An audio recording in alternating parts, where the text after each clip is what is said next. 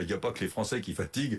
Depuis 2 ans, les professionnels de santé, en plus on est confronté à une fatigue, à des arrêts de maladie des professionnels de santé qui sont épuisés par cette pandémie. Donc franchement, il faut être plus que raisonnable. Alors justement, on va en parler avec Gilles Bonnefond. Bonjour, merci d'être avec nous dans Live Weekend. Vous êtes porte-parole de l'Union syndicale des pharmaciens d'officine. Vaccination désormais possible le dimanche en pharmacie, mais dans le même temps, tous les professionnels évoquent, et c'est ce que faisait le docteur Hamon sur le plateau, évoquent un ras-le-bol, un surmenage, une fatigue en tout cas sur le terrain. Quelle est la situation précisément? Qu'est-ce que vous pouvez nous en dire?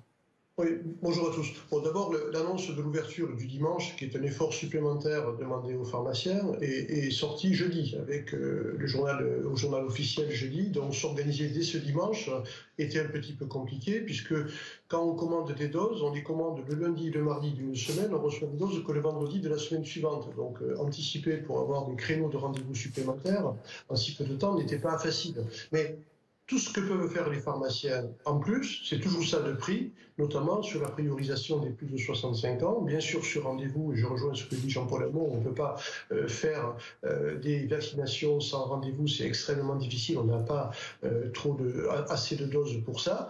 Et puis, les pharmaciens vaccinent à peu près 60% des injections Covid sont réalisées par des pharmaciens en officine. Donc on est les plus gros effecteurs en ville.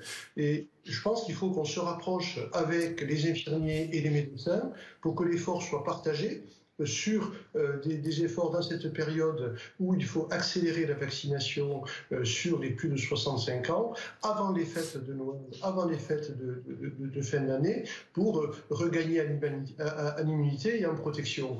Et puis, il faut, comme tout le monde le dit, les gestes barrières, c'est indispensable.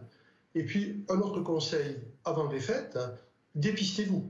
Alors, il y a 2 types de dépistage.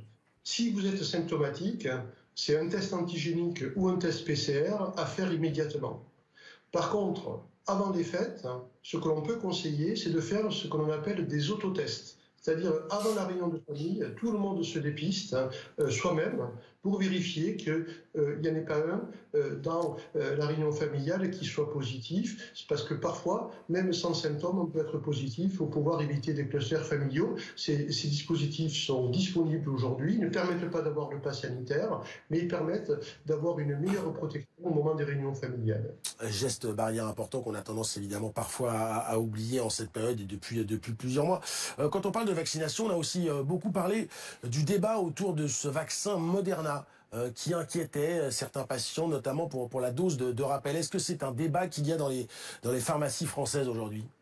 Oui, bien sûr, il existe, mais les pharmaciens, comme les médecins et les infirmiers, arrivent à convaincre. Ce qui est important, c'est qu'on a affaire à un vaccin ARN messager, que ce soit Pfizer ou Moderna, efficaces tous, au-delà de 95%. Le Moderna est un petit peu plus efficace contre le variant Delta et il donne une immunité un petit peu plus grande. Les effets secondaires qu'on en a pu rencontrer, qui sont rarissimes, on les a un petit peu énormément atténués, en excluant les moins de 30 ans et en faisant une demi-dose de Moderna pour la 3e dose. Donc, il faut se vacciner. On a des vaccins, on a la chance en France d'avoir des vaccins ARN messagers en quantité suffisante pour vacciner tout le monde. Il ne faut pas aujourd'hui écarter les vaccins efficaces. Moderna, Pfizer, c'est la même chose.